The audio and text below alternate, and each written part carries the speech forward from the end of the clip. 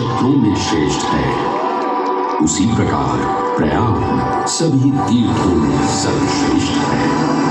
पद्म पुराण में वर्णित ये श्लोक जिस तरह प्रयाग की विशेषता को दर्शाता है, उसी तरह इस पावन क्षेत्र का गुणगान करने वाली अनेक पौराणिक कथाएं, किंवदंतियां एवं कहानियां आज भी जनमानस में प्रचलित हैं।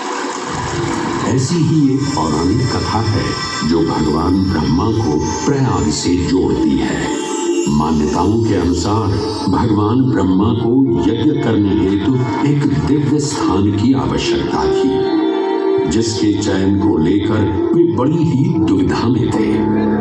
अपनी दुविधा के निवारण हेतु भगवान ब्रह्मा नागों के देवता महाराज शेषनाग के यहाँ पहुंचे और उनसे कहा, हे आदिशेष, मैं यज्ञ करने हेतु इस सृष्टि में एक ऐसा स्थान ढूंढ रहा हूं जो दिव्यता और पवित्रता की दृष्टि से सर्वोत्तम हो। क्या आप मुझे ऐसा कोई उपयुक्त स्थान बता सकते हैं जो सभी तीर्थों में सर्वश्रेष्ठ हो? जगत रचयिता को मेरा प्रणाम। भगवान, मैं धन्य हूं कि आपने मुझे इस योग्य समझा। क्यों ना आप स्वयं ही सभी पवित्र स्थानों का मूल्यांकन करें। ऐसा कीजिए, आप तुला के एक पलड़े पर सप्तपुरियों को रखिए और दूसरे पलड़े पर भगवान विष्णु के स्थायी निवास प्रयाग को रखिए, जिसका भार सबसे अधिक आए। मेरे विचार में वही सर्वश्रेष्ठ तीर्थ हो। इस मूल्यांकन के परिणाम स्वरूप प्रयाग का पलड़ा ही भारी रहा।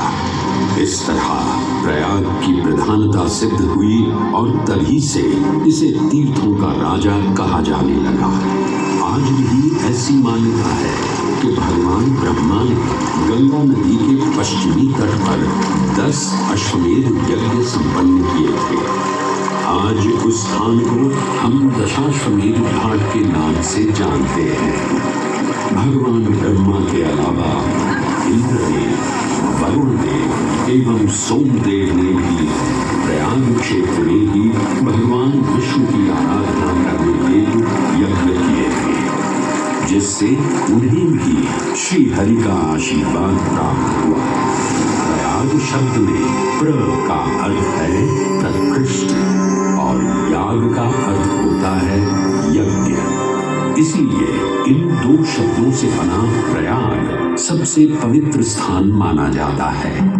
प्रयाग ही संसार में एकमात्र ऐसा पावन क्षेत्र है जहां 3 पवित्र नदियों का संगम होता है। इस संगम का भी एक अनूठा महत्व है।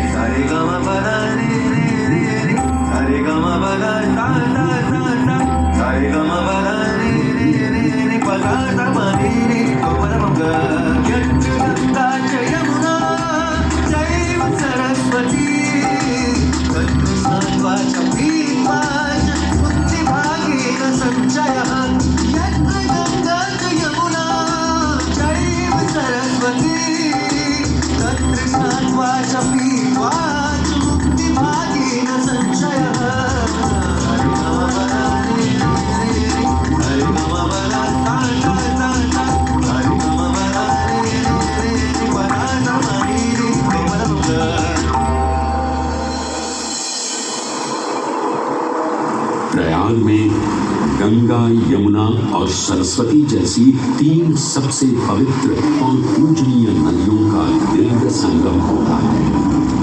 इन नदियों के संगम में स्नान करने एवं संगम का जल ग्रहण करने से मनुष्य मुक्ति का अधिकारी बन जाता है और इसमें किंचित भी संदेह नहीं है। ब्रह्म पुराण में ब्रह्मा जी भी कहते हैं कि प्रयाग में सरस्वती जी अदृश्य रूप में आकर गंगा जी से मिलती है। इसलिए इस क्षेत्र को सरस्वती तीर्थ संगम भी कहा गया है। सरस्वती नदी के अदृश्य रूप से मिलने के पीछे भी एक पौराणिक कथा सुनने को मिलती है। ऐसा माना जाता है कि के बद्रीनाथ क्षेत्र की गुफाओं में जब वेद व्यास जी भगवान गणेश को महाभारत की कथा सुना रहे थे, तब उस क्षण सरस्वती जी हिम शिखरों से टकराते हुए अपना मार्ग बनाती हुई बड़ी ही तीव्र गति से बह रही थी।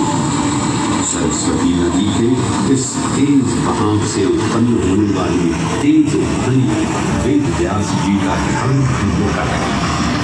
इसलिए महर्षि वेद व्यास जी ने सरस्वती जी से वेग और ध्वनि को कम करने का आग्रह किया, परंतु उनके अनुरोध उपरांत भी जब सरस्वती नदी के वेग एवं ध्वनि में कोई कमी नहीं हुई, तो उन्होंने क्रोधित होकर सरस्वती जी को श्राप दे दिया और कहा कि वे अब धरती के भीतर यानी कि पाताल लोक में प्रवाहित होंगी।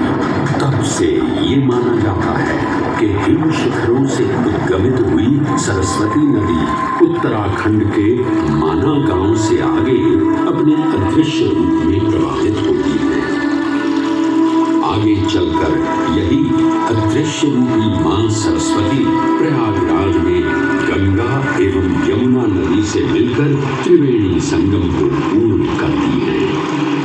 ये प्रयाग नदी पवित्रता का उद्गम है, जिसके अंश हमें वेदों एवं पुराणों में भी मिलते हैं, जिनमें वर्णित है सुरों असुरों द्वारा हुआ समुद्र मंथन। अमृत प्राप्ति के लिए सुरों और असुरों ने एकजुट होकर क्षीर सागर का मंथन किया, जिसके संदर्भ में पुराणों में विभिन्न कथाएं देखने को मिलती